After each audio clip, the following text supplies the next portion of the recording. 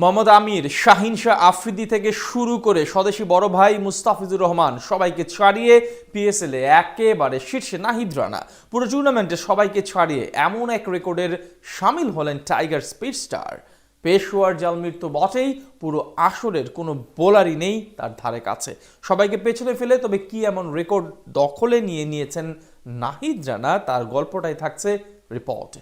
গেলবার খেলেছিলেন পেশোয়ার জালমিতে, কিন্তু সেখানে মাঠে নামেননি এক ম্যাচেও। পাকিস্তান সুপার লিগে অভিষেক হওয়ার জন্য পাক্কা এক সিজন অপেক্ষা করতে হয়েছে নাহিদ রানাকে। সে অপেক্ষার অবসান ঘটিয়ে চলতি সিজনে প্রথম ম্যাচ খেলেন পেশোয়ার জালমির জার্সি গায়ে, আর সেখানেই নিজের যাত্রী নিয়েছেন 16 আনা। টুর্নামেন্টের সব বোলারদের পেছনে ফেলে একেবারে শীর্ষস্থান ধরে রেখেছেন বাংলাদেশের চাঁপাইনবাবগঞ্জ থেকে উঠে আসা এই ফাস্ট বোলার। বাংলাদেশের ক্রিকেটে এ যাবৎকালে সবচেয়ে দ্রুত গতির বোলার ধরা হয় নাহিদ রানাকে। অভিষেকের পর কয়েকদিনের মধ্যে বিশ্ব ক্রিকেটে পরিচিত তৈরি করেন এই ডানহাতি পেসার। শুধু গতি নয়, লাইন, লেন্থ এবং কন্ট্রোল সব দিক থেকে তিনি যেন এক প্রকার প্যাকেজ স্বরূপ। তেমনি এবার পাকিস্তান সুপার লিগে এখন অবধি 3 ম্যাচ খেলে দুটিতেই অসাধারণ পারফরমেন্স করে সবার মন জয় করে নিয়েছেন এই বোলার। আসলে মোহাম্মদ আমির, শাহিন শাহ আফ্রিদি থেকে শুরু করে মুস্তাফিজুর রহমান কিংবা টম কারেনদের মতো ক্রিকেটারদের পেছনে ফেলে শীর্ষস্থান ধরে রেখেছেন এই পেসার। টুর্নামেন্টের নিজের প্রথম ম্যাচে অবশ্য কিছুটা খরচে ছিলেন নাহিদ রানা। হায়দ্রাবাদ কিংসম্যানের বিপক্ষে 3 ওভার বল করে দেন 30 রান,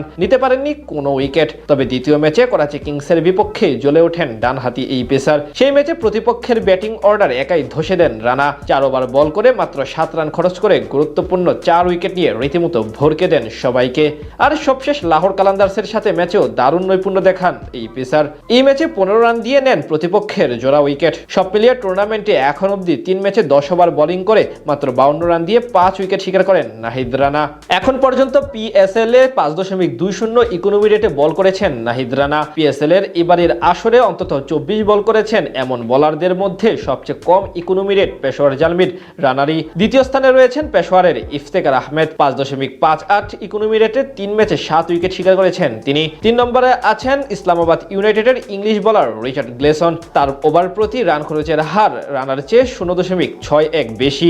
অর্থাৎ এই তালিকায় টুর্নামেন্টের সব সেরা বোলারদের পিছনে ফেলে সবার উপরে আছেন বাংলাদেশের এই পেস বোলার। এছাড়া রানার বোলিং গড় মাত্র 10.40, অর্থাৎ প্রতি 10.5 রানে খরচ করে একটি করে উইকেট নিয়েছেন তিনি। এই দিক থেকে নাহিদ আছেন আসরের চতুর্থ সেরা বোলার হিসেবে।